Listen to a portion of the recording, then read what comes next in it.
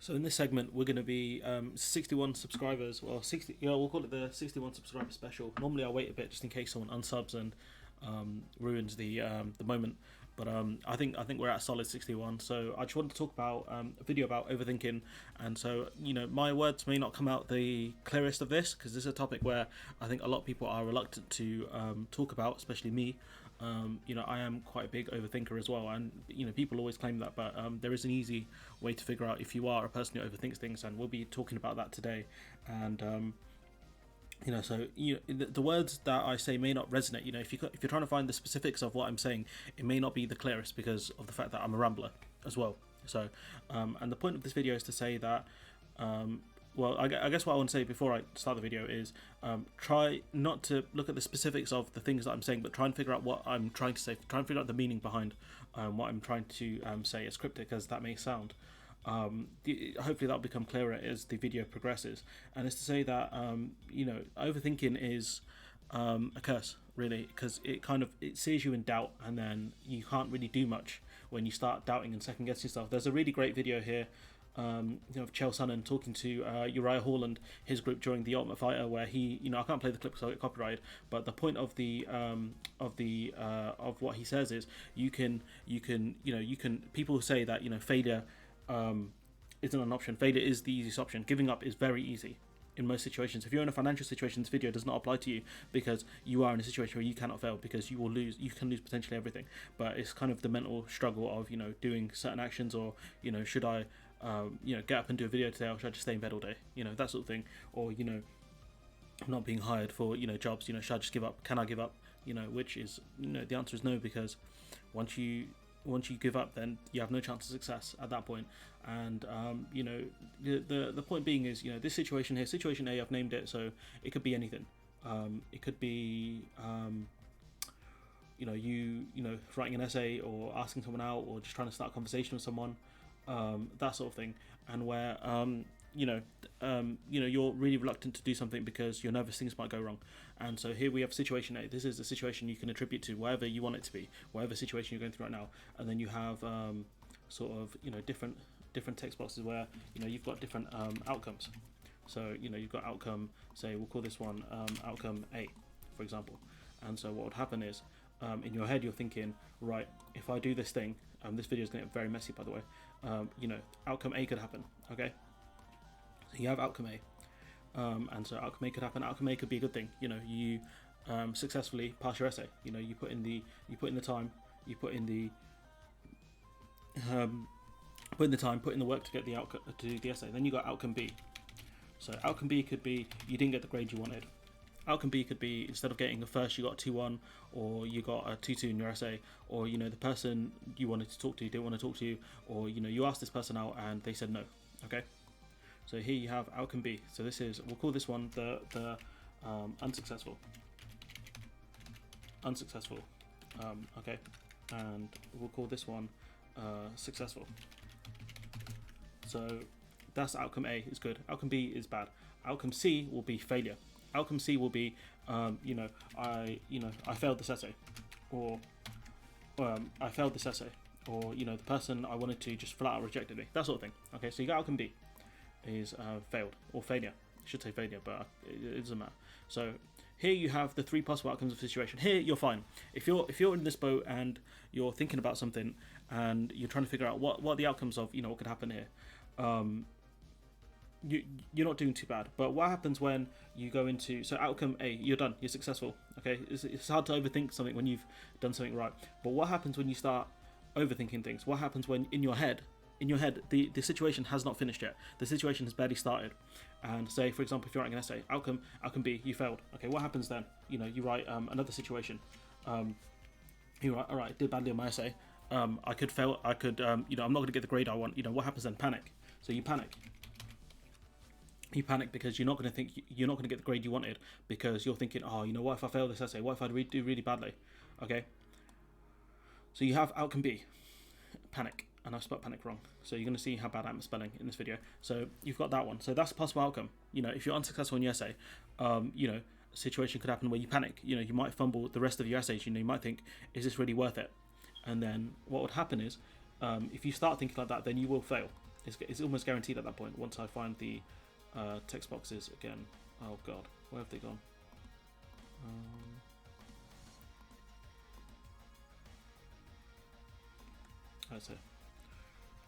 So you might think that you failed. Okay, so you're looking at potentially failure. This is just off one essay, by the way. This is one essay.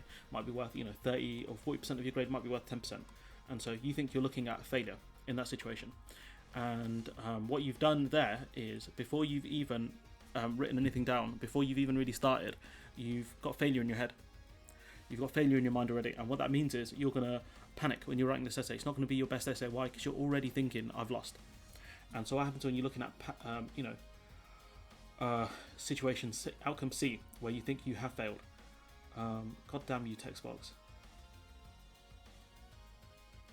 So what if you're looking at outcome C? So you think you failed. So you think you failed, and then you're going to fail the year.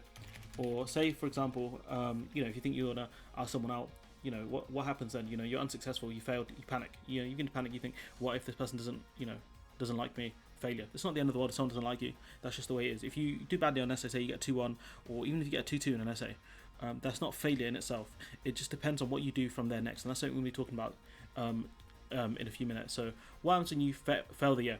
So in your head, you're thinking, okay, got an essay to write.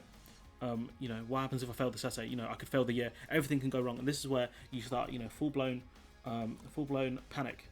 This is, a more aggressive panic. This is where it really begins to dwell on your mind. I don't know how to kind of describe it, but we'll call it hysterics then. Hysterics. You in your head you're thinking, this is over. I can't do this, and this is where before even writing your essay, or before even your grades come back, or whatever the situation is, you're thinking, oh no, this is all over, and that's where you can fall very easily into something like depression.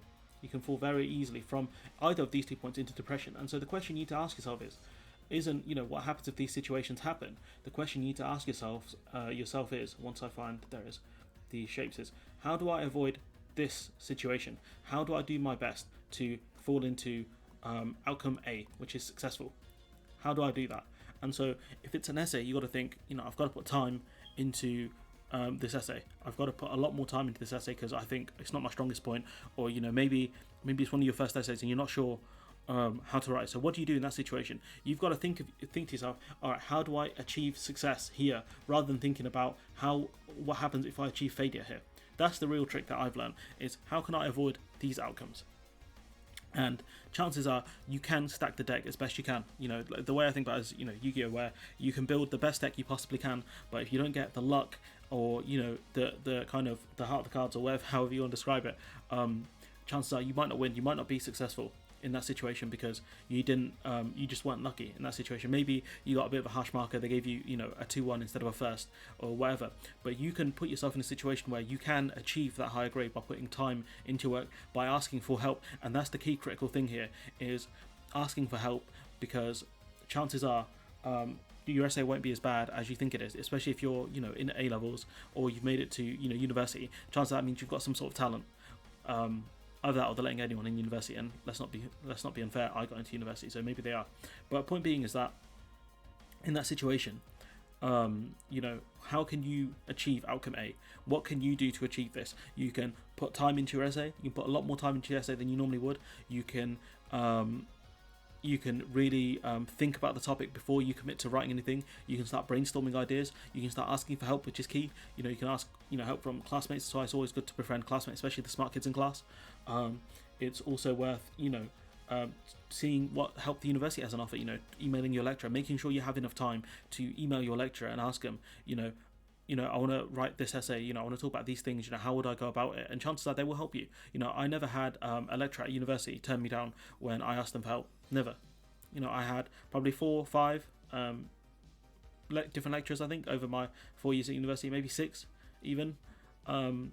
Talking about some of the ones that were just there for a module or 2, and none of them ever turned me down for asking for help. They always made time. And the thing is, you have to make sure that there's enough time before the deadline that you can actually ask for help. There's no point asking them the day before the essay due, I need help with this thing, because chances are they're not gonna be able to help you because you've given them short notice. So it's all about just putting the measures in place so you can achieve outcome A. And even if you achieve outcome B, you're unsuccessful, you didn't get the grade you wanted. What you do know is you put time into that essay, and there you can think of where did it go wrong. So from outcome B, right? Well, outcome B, you can think to yourself, where did I go wrong in this situation? Where are you, shapes? So, where did it go wrong? And what you have to be careful of is, in any of these situations, what you do not want to create is a multiverse of situations where this thing can fall into hysterics. This thing can fall into this thing. Like this. I can't think of what to put here, but you get the point. Of this thing will fall into this thing, or maybe this thing here. And what you do is you create a multiverse within your head of possible outcomes. Some of these are mutually exclusive. And you kind of trap yourself in a situation where you think you can't win and you can't succeed. And there are certain situations like that, certain situations where it is out of your control. But once a situation is out of your control, once you've hit submit on an essay, then what you have to remember is that's whatever the outcome is, there's not much you can do about it at that point, and thinking about it will drive you insane. The only thing you can do is wait for the result of an essay, and then really go from there. And think, if that wasn't your best essay, why wasn't your best essay? And what can you do to make the next ones better? Because chances are that one essay will not define your grade unless you've had multiple failures. And if you've had multiple failures, then you really need to think hard and think about why things didn't go right the first time or the last time. And so, there are things you can do to avoid kind of overthinking, which is find something you enjoy. So I spoke to Clara about this the other day. She's, a big overthinker as well. And she basically said, maybe focus on the present and not on what is yet to come, one step at a time. So you can write a goal. If you have to write a long essay, instead of doing, trying to do 2,000 words on the last day, you can write, a few hundred words every day. You can write, a few different words. You can research certain topics within a given time frame, and you have to make time for yourself in doing that. But if you give yourself a week or two to write an essay, that's plenty of time to do enough research and understand the topic. To you can start with talking to your lecturer and go from there. Keeping your mind occupied by whatever activities you enjoy, so there's no time left to overthink. That's a good tip, but make sure you don't overdo it in that situation. By constantly playing games and things like that. And they're kind of some of my tips for not overthinking things, and how I kind of stopped doing it. When I started doing YouTube, I was so nervous because I didn't think, I didn't know how the internet, I didn't even know I'd get views, so if I'd get views there, outcome B unsuccessful, or the outcome C failed, I give up on YouTube because I don't get any views, or outcome B, I panic, what am I doing wrong, what's going on? And then realistically, the only thing I can do for YouTube is make a decent coherent video, which I do my best to, I promise you that, a decent coherent video, and then I go from there. I try and get a decent thumbnail so the video looks professional. I try and write a title that's relevant to the video. I don't use clickbait and things like that, and that's how I kind of do my videos. And so that's kind of the way I've tried to structure things. And I've never thought about what if my channel never reaches monetization, or what if I never reach this target or this target. All the targets I have are soft targets, and I always think, how can I build up to achieving maybe 100 subscribers by in the next few months and things like that.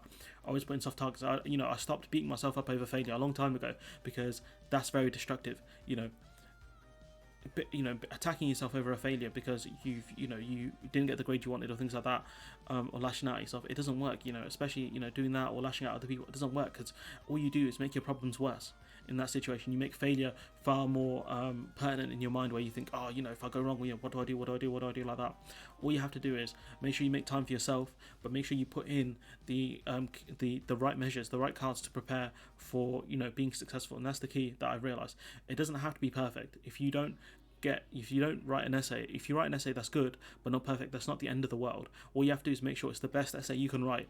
And the key to outcome A really is set yourself goals that you can achieve, but also make sure you put the measures in place so you can achieve these goals. If you want to achieve a first, that means you have to write outstanding essays and do outstanding pieces of work throughout. And so what that means is you have to take time on each piece. You have to make sure you have the capacity to be able to write these things, and that means maybe a few sleepless nights, but you're putting the cards for success within achieving this goal. And so that's the key that I've realised. If I want to do a video, I can't do it in the last 10 minutes before my 5:15 deadline that I put in. I have to make sure I start the video early, so that way I can actually have time to think about the topic, edit the video, make sure all the sound and quality is fine, upload it, write a decent title, get a decent thumbnail, and things like that. I have to put in the keys for success, and that's the only way I can do these things. And so yeah, that's kind of my kind of advice. Just make sure that you don't constantly think about the thing that you have to do. Make sure you're not constantly thinking about the essay you have to write. Make sure you put enough time in to do to write those essays. Make sure you ask for help, because people, you might put your hand up, you might say something embarrassing, or people might laugh at you for asking a question. But at the same time, as long as you get the answer, who cares? As long as you get the answer you need to your question, who cares? You can always talk to lecturers outside of class, with email and things like that. Lecturers typically have a decent response rate of about 2 to 3 days. So, if you give yourself 2 weeks to write an essay, you can easily start off talking to your lecturer and asking them about deadlines. Some of these lecturers even put up the titles of essays months before they even due in. So you can ask them, even a month before it's due in, what kind of stuff are you looking for in this essay? Then you can take note of it, because as deadlines creep up, lecturers do generally get busier. But yeah, that's kind of my video on, tips for, not overthinking things. Hopefully it's helped. I hope that maybe my words weren't the clearest, but you kind of understand what I'm trying to say, which is you can put the measures and the cards in for success. You can stack the deck as best you can, but some situations are out of your control. The best thing I've learned about this is when is in Dragon Ball Z, where Gohan's like to Goku after Goku died, where he goes, if I'd killed Cell, when I could have, you'd still be alive. And Goku says, life is sometimes too uncertain to have regret. And that's something I've realized as well. Life is too uncertain to have regrets. You can't always think about what could have been. All you can do is think about, what is the best case scenario for this, and how do I achieve that? That's what I've realized. In that video, I'll link it below, the one of Chelpy Sonnen, where he talks about his advice for how these fighters can achieve victory. What's the best things that they can do, and even then, it's not guaranteed. You can be the best person you can put hours of research into an essay. You can do so much work, but sometimes you might not get the grade you wanted, and that's okay, as long as you make sure that you live by the motto of don't worry, we'll get them next time, and you make sure you get them next time. But this video has gone on long enough. I've rambled quite a bit. Let me know what you think in the comments below. Shouts out 61 subscribers. That's a big number. And shouts out everyone who's helped me learn. Shouts out Dana, Yui, and everyone else. Georgia, Alice, Holly, Clara, for coming on the podcast and sort of talking about different topics. Always appreciate everyone that puts any input into the video, even the stupid ones, because at least that gives me an excuse to do another high noon segment. But yeah, let me know what you think in the comments below. 61 subscribers. Like, comment, share, subscribe, and hopefully I'll see you in the next one.